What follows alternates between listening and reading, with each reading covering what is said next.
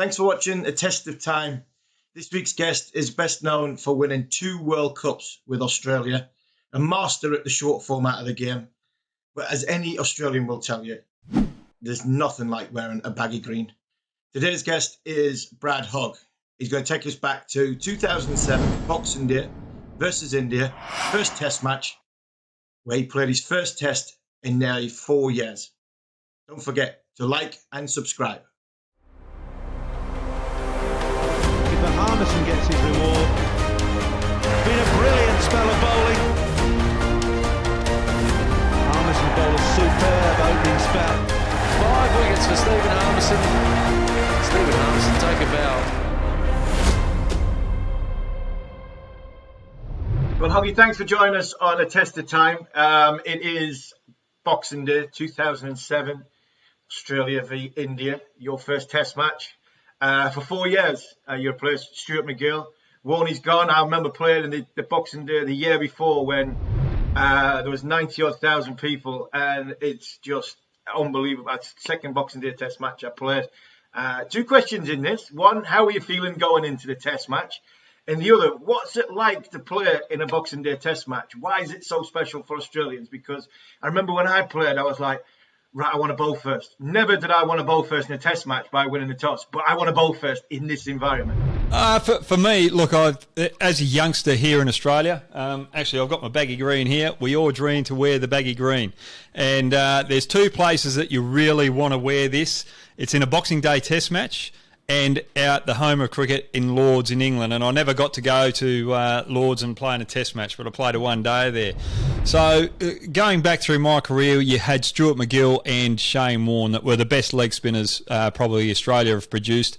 You can put Kumble in there and you've got the 3 best leg spinners the world's ever seen. And we're very fortunate that happened through our lifetime. So I debuted in 96, 7 years, longest wait for any Australian to play his second test match after his first. And then I got that opportunity, played a couple of test matches, then it was another 4 years before I got that opportunity. Shane Warne retired, Stuart MacGill was at the end of his tether, and I just thought, right, this is my opportunity. But Boxing Day test match. You want to play that test match. The day before, it's Christmas Day, and you hear about having the lunch with the Australian cricket family. So we've had the lunch, we've had the dinner, then we've popped down and had a bit of a training the day before. And I remember the first day of the test match, you'd expect to be nervous about it, but I was just so excited. It just felt like it was going to be my first, could be my last game. Everything, the energy was there, and we batted first. I think Matthew Hayden got 100. The opening partnership was 135, so we got off to a good start, and India couldn't recoup from there. And once you had the runs on the board, and you had the likes of Lee, Johnson, 2 of the fastest bowlers in the world at the time as well, and you're going to be bowling behind those 2 with a stalwart like Clark that can Stuart Clark that can keep it tight. I never felt under pressure at all in that Boxing Day test match. And you had the legends there, Gilchrist, Ponting, Langer, who I grew up with, went to school with as well, and Hayden. How can I put it? I felt I was just like a kid in a candy store where I shouldn't be there because you always knew that Warne and MacGill was there, but you've just got this opportunity and you're just going to lap it up. I hardly said a word for that first day. And I've been playing a lot of 1 day cricket with these guys, but it just felt like a different environment, and it was just a privilege to be there with no pressure as such, if you know what I mean. It was just it was just a great spectacle. You mentioned that Hayden got runs in that test match. You know, Ricky wins the toss, he bats first on a decent wicket. India struggled early on. I remember playing with Phil Jakes at Yorkshire briefly. What a great lad he is. What a great guy. But Hayden seemed to turn up on Boxing Day, didn't he? You know, the big man, I always described, what was it like? People say, what was it like to bowl at Matty Hayden? When Matty Hayden wasn't in nick, you had a chance in around, just around off stump. Now, he plays away from his body and he nicks off. But when he's in nick, which was more often than not, them big 12 studs came like flying towards you, that big front foot. And that Gray Nichols that came towards you was actually bigger than the chest of Matty Hayden. And it was just so difficult to bowl at because He hit you well down the ground and he pulled and cut, lovely. But what was it about Boxing Day for Haydos? Because he seemed to get hundreds every time when he went there. Matthew Hayden, his attention to detail, the way that he trains, the way that he prepares, he just studies the wicket and he knows the particular game that it's going to be. Generally, every big game, Matthew Hayden stands up. What Matthew Hayden did was made sure that he prepped himself for those big occasions. When there were smaller tournaments where you didn't have to perform as well, he would drop off a little bit. So it was the preparation for those big moments with Matthew Hayden. He knew how to lead himself into those particular scenarios. So, when I look back and I first saw Matthew Hayden bat early on in the Shield career, I couldn't fathom the career that he had, and I'm still surprised with the stats that he's got under his name when he's finished this career. They're unbelievable. He's probably the up there with the best opener that's ever played the game of cricket. And the intimidation, he's not intimidated. He wants to take the bowling on and he wants to show his authority against the opposition. And I think that, and that's what the whole Australian team was. We try to create that intimidation. And when you've got those legends playing, it makes it easier for someone like me just coming into the team and, not having that extra pressure on. So, players like me, thrived in that particular environment because of their intimidation and their stature in the game.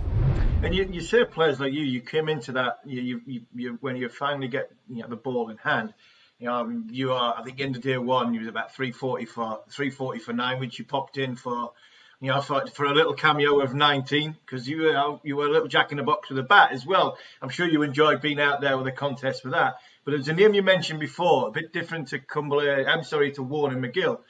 I know Kumble got India back into that test match on day one. He got 5 for his 10th, I think, against Australia. What was the difference? The art of wrist spin, which you knew very, very well. The difference between a Warne, a MacGill, and a Kumble.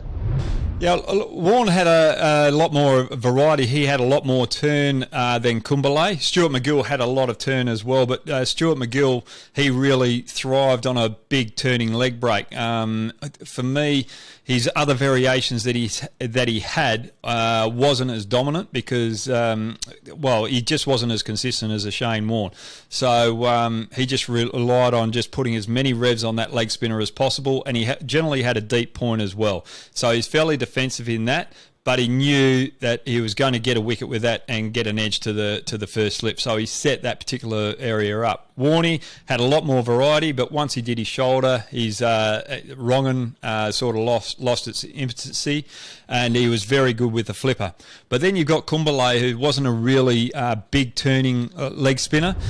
He had a good wrong'un, but he had a lot more overspin than the other two, and he hit the bat higher up as well.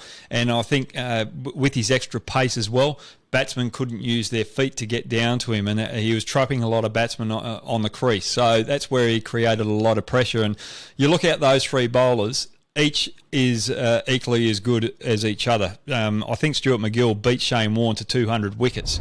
So he should have played a lot more for Australia. So it was very difficult to play against those three particular bowlers. I remember playing my first test match in 96 in India, in New Delhi against Kumble. The first innings, got out, caught bat pad, not very much turn, but I just couldn't believe the pace and the overspin on it, and the extra drop that he got, and it really made me struggle out the crease. The second innings, we went in that night. Steve Waugh said, you've made a first-class 100. I think we can get us back into the game the next day. And I tried to charge Kumble and hit him straight down the ground. Couldn't do it. Next ball, caught bat pad the same. So I didn't learn much. And what I found with Kumble, you just couldn't use your feet.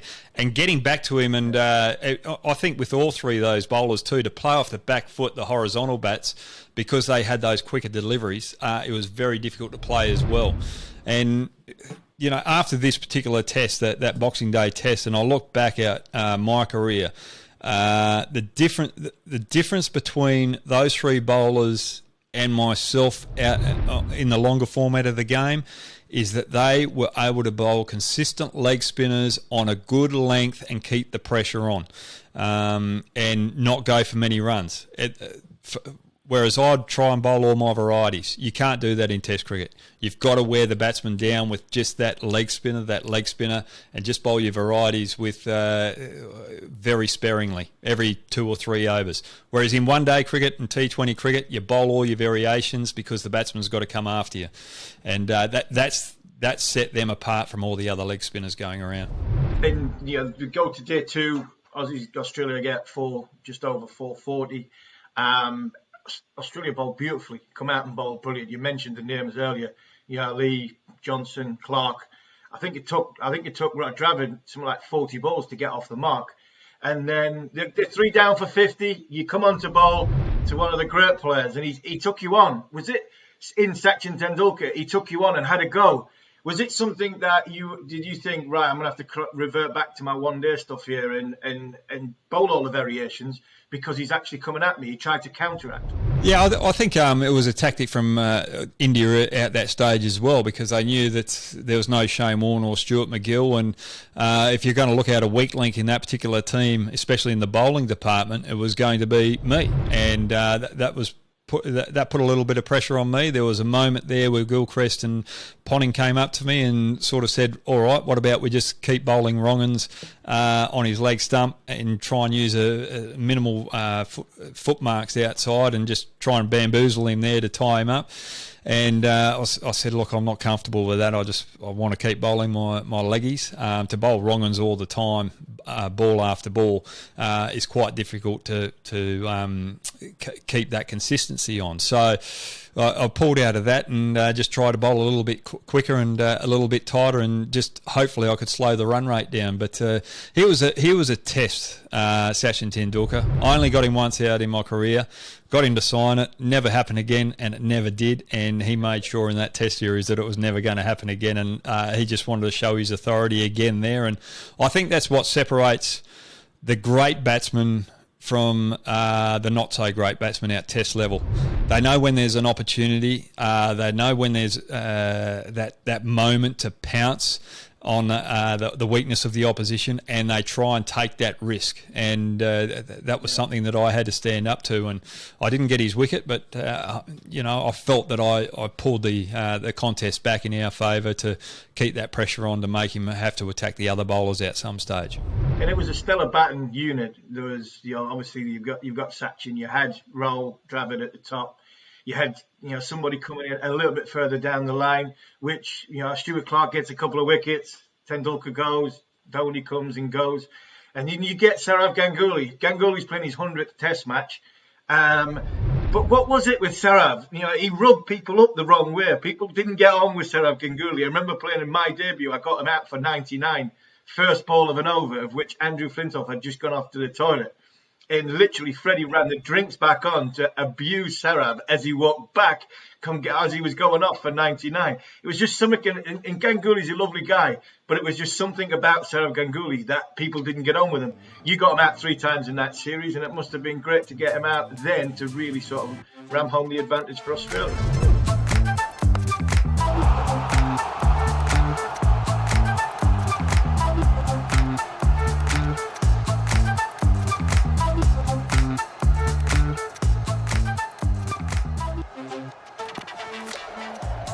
Yeah, look, it was good. I can't remember the first innings getting him out, but I can remember the second innings. I got him out with a flipper, and that was probably one of the best balls I've bowled in Test cricket. But Sourav Ganguly was my first wicket, and I think out of all the wickets I've got in Test cricket, a massive 17 out of the 7 Test matches I've played. I think I've got him out 6 or 7 times in that. So I've played India 4 times, and I remember sitting on a plane over in India.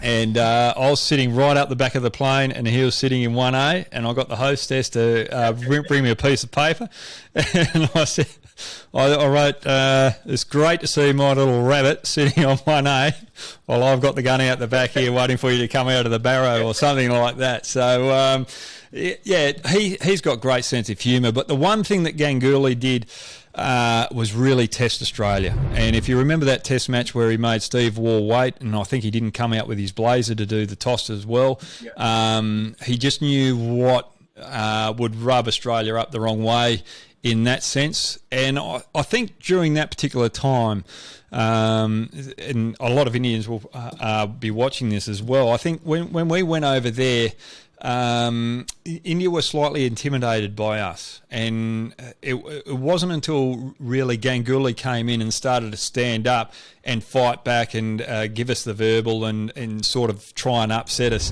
and get under our skin that things really turned around, and the contest between Australia and India started to be like England and Australia. There was a lot of voice, there was a lot of passion out there, a lot more passion, and Ganguly was the one who turned it around and created that atmosphere and created that strength and different brand of cricket that India are playing now. You bowl India out comfortably for under 200. Safe to say the Indian bowlers didn't really use the new ball in either innings, because Hayden and Jerks got off to another flying start. You give India, you give India the run around. You managed to pop in for a little bit of fun yourself. 35. I think you and Andy Simons managed to have a little bit of fun out there in the middle. That must have been great in front of the huge crowd of the MCG. You're picked for your bowling, but you were picked for your batting as well. Yeah, well, I've got a story in England about my batting. But going back to the first question you asked, that nervousness and on the first day of the Boxing Day Test match, Ishant Sharma's bowling and my first ball. So you know how big the stands are at the MCG. You can remember that when you're bowling. So if you're coming in with that 3-tier stand. So about 2 years before I went and watched an AFL football game, there was no one in that top tier, and I went for a walk right up the top and behind the bowler's arm at the MCG. So I've walked out there, taken guard, Ishant Sharma's out the top of his mark, and I'm sort of facing batting, and I'm looking up the top of where that stand was, where I was sitting, and I'm going, I must be looking like an ant to those blokes up the top. And then Ishant Sharma's out the top of his mark, and I've realised I'm playing a test match and the ball's just beating the outside edge, and then I thought, I better switch on here. But that second innings, I think I was batting with Gilly there, and I think it was about the third or fourth ball from Harmison, and all of a sudden I've just hit a six and over mid-on, and Gilly's come down to me and going, what are you doing, Hoggy? This is a test match. Well, it was very early on in the innings, and I said, Gilly, for the whole test match, it's just. But this is how I was feeling out there. I was just like a kid in the candy store, as I said. I had no idea what I was actually doing, if you know, in a sense, where I was just, my mind was just, you know how you have those days where things just happen? And you just react to it. It was just one of those days where, emotion. Yeah, it was just poetry, emotion. I got to the end of the test match and I could not remember one difficult thought that I had through that test match. But once that test match finished and we got on to the rest of the series, and I got that 4 wickets, and I thought, oh, right, I can make the most of this with Shane Warne retiring and Stuart MacGill out the end of his tether as well. The pressure really started to pile on. But that Boxing Day Test match, there was no pressure, but I still remember hitting Harmison over mid-on for that 6, and Gilly coming down, and I said, I don't know where that came from. Do not know where that came from. I remember Freddie saying that in 2005 at Edgbaston. He was facing Shane, and the crowd and the noise and the emotion, and he just leant on one that went for 6, and I remember him saying, I can't believe that. I couldn't believe it had gone for 6. He said, I just tried to tap it, but with all the emotion that was going in, and what the occasion was, it just flew off the middle of the bat.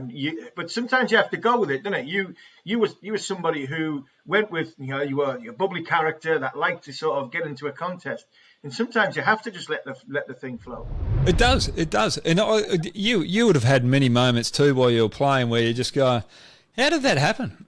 You get a fifer and you go, how did I get those wickets? So I have to go and watch the replay because you're just in that rhythm and you're not thinking about it. And it's a great space to be in. But then you go through all those times where you're going, oh, I've got to get my front arm here. Why isn't it swinging, or why isn't it turning, drifting, or all those sort of stuff? And it's really, when you get to that stage and you're out that level, it's all between the years. The difference between being there and being here is just in between the years. No, I couldn't agree more. I keep saying to the kids that are playing now, no matter if you play international cricket, you'll have more bad days than good days. When you have the good days, you enjoy your good days. And somebody else in that Test match, you mentioned his name, Adam Gilchrist. I think you got Jaff. He's got Jaffer out, and he became he wanted to get 390. It was his 396th victim, which went past Ian Healy. A lot is made, and I've been on the back end of Gilly many times when he comes in when you're tired and whacks you. I remember at Perth the year before, and it was like the roof of my mouth got sunburned. I was watching the ball go for 6 that many times, and he got 100 or 50 odd balls. And I was like, the roof of my mouth was getting burned because I was looking at the air that much. But what was Gilly like as a keeper? Because a lot's mentioned about his batting, but he was a phenomenal keeper as well. And what was he like for you as a keeper? Oh, look, he was sensational. And look, I'll share a story. Gilly came from New South Wales because they had Emery over there keeping in the New South Wales. So Gilly and I think, debuted in the same game, or he might have debuted a game before me. And he looked as though he was a prominent batsman then. And West Australia were looking for someone to take over from Tim Zura when he retired. But we didn't really have too many keepers out that stage in WA, and they brought him over to WA, try him out, and within a couple of games he took over from Tim Zura, and it wasn't a very happy sight with the West Australian public. And I remember when he first came over and I was playing club cricket against him, and I'm thinking, right, he's an intruder, he's taken one of us away, and had a bit of verbal with him, and I'd only just started bowling leg spin there. He absolutely belted the hell out of me. You don't wind him up. He's just, you just knew his class on that particular day. So you don't give him the verbal. But as a keeper, I don't think I could have bowled to a better keeper behind the stumps. And I didn't beat the bat to that often, so he would have been getting bored behind there. And the amount of stumpings that he took off me with that surprise, would have been awesome. But like he's your true leader that you want in your team. Yes. He's politically correct in that scenario. If there's a bit of an argument within the group, or there's a bit of a disagreement, he's the one that's going to calm it down and bring everyone back to common sense about that particular situation. So really, you always want your keeper as the glue of the team. He's the behind the stumps. He knows he's generally got the best idea of what the batsman's doing, and he can set the field as well. And the other good thing about Gilly, he knew what I was like. He knew my character. He knew when I was up. He knew that when things weren't quite right with me mentally, and he would be able to switch me on like that. And I remember it's not so much in the Test match, so sorry about the one day that I'm going to, but I came back in the one-day team in 2003, and I dropped Jayasuriya, and I went for 69. Jayasuriya hit me all over the park in that game. Then we played England out Hobart. Nick Knight and Trescothick are playing, batting, and they're having a good partnership. I've come on, and they start reverse sweeping me. I've never been reverse swept in my life, and all of a sudden I'm on the back foot.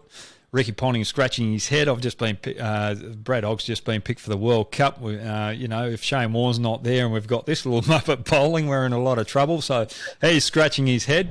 And I remember Gilly going over to him and just sort of having a few words. And punter said, look, I'm just going to send you down a fine leg for a couple of overs, and you'll be on in about 5 overs time, okay? So just calm down and get ready. And just those little words that I'm going to be back on in 5 overs, and saying to me that, look, you're playing for Australia, you're a little bit excited, so just go down there, calm down, and just get a bit better feel for the conditions out this stage. So he gave me 5 over spell, brought me back on, and that's where I came back and got a couple of wickets and started to feel comfortable in that particular environment. And that's where Gilly is sensational. He reads the play, he reads the player, he understands you, he gets to know you. Most of the time that I saw him in that team, when someone new came in, he came in and asked questions, not about cricket with a particular play, but questions that are going to get to know about that particular person, his upbringing, what other interests he's got. And that's where Adam Gilchrist is really good. He creates that team environment. That's where Michael Vaughan was the same for us. He had this knack of being able to take you out of a ridiculously car crash headspace to then put you back into a calm and way. But to get back to the Test match, you go on and win. You get Ganguly out. You get Yuvraj out. Hayden goes and gets man of the match. He's a one Test away from breaking the Steve Waugh's record of 16 consecutive games, which you then go on to Sydney and you do that and become, Ricky Ponting has the record as well. But there was a lot of bad blood in that Test match, that one at Sydney. There was a lot between Harmison and Andrew Simons.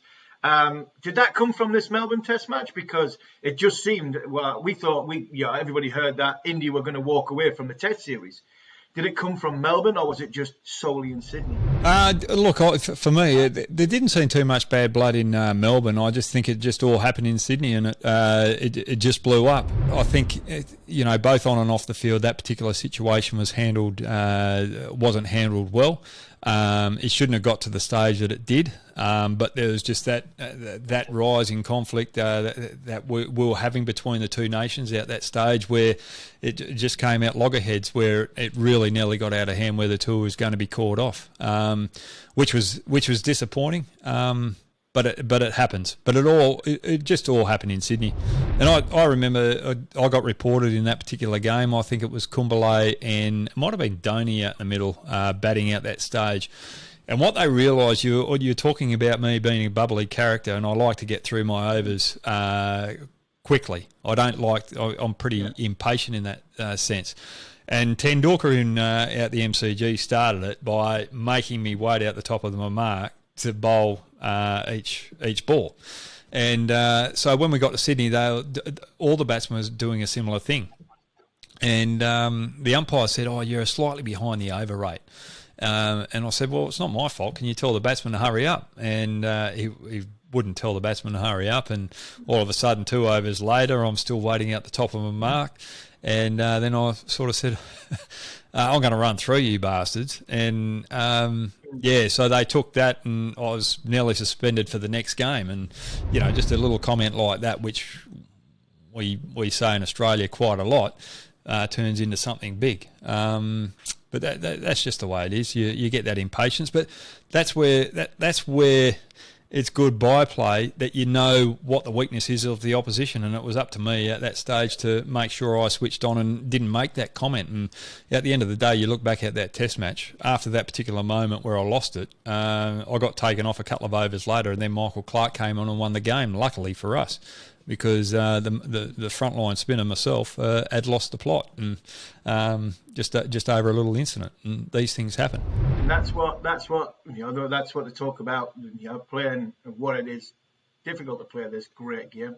Your overriding memories of that MCG Test match, from your Christmas lunch to the end, singing the song in the changing rooms. Them 6 days must have been a fantastic memory for Brad Hogg. Oh, they were. Oh, look, I'll mention 2 things. One, VVS Laxman. He was not so much Tendulkar, but VVS Laxman just played me sensationally. And I've got a young Indian friend here that I'd pull out of school when I'd go on a tour and just bowl to him just to warm up. And he used to love VVS Laxman. And VVS was just as good as Tendulkar against me. Very hard to bowl to. Just the way that he played me off the back foot in that Test match is a memory, and it was a lesson that I'll never forget. And then afterwards, I'm actually just going through a few scorecards that my dad played. So when England came over here many moons ago, Dad would played against England, and he got caught by Derek Randall out cover off Willie, I think it was, for a duck down here in Albany. But for him, that didn't leave the farm to pursue that dream of wearing the baggy green, but then being over in Melbourne and watching me and coming into the rooms and celebrating with me and just, touching that baggy green cap, I think that's probably the more emotional thing. Mum feeding the ball machine to me all the time. She could have played hockey for Australia, but she ended up staying down on the farm, having me.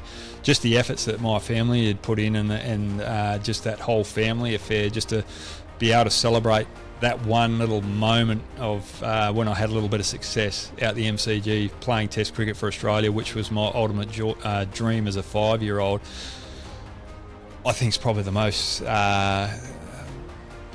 biggest memory that's I'll ever walk away with. Just celebrating and being able to sit down and have a quiet beer with my family and my dad, who was my hero, celebrating our journey to getting that baggy green cap. Yeah. What a lovely, fitting tribute to end in a fantastic Test match in a moment, and memories from Brad Hogg. And I can't thank you enough for sharing it with all of us on A Test of Time. Hoggy, thanks very much, mate. Absolutely brilliant. Thanks very much, Steve. Cheers, mate. Thanks very much for having me.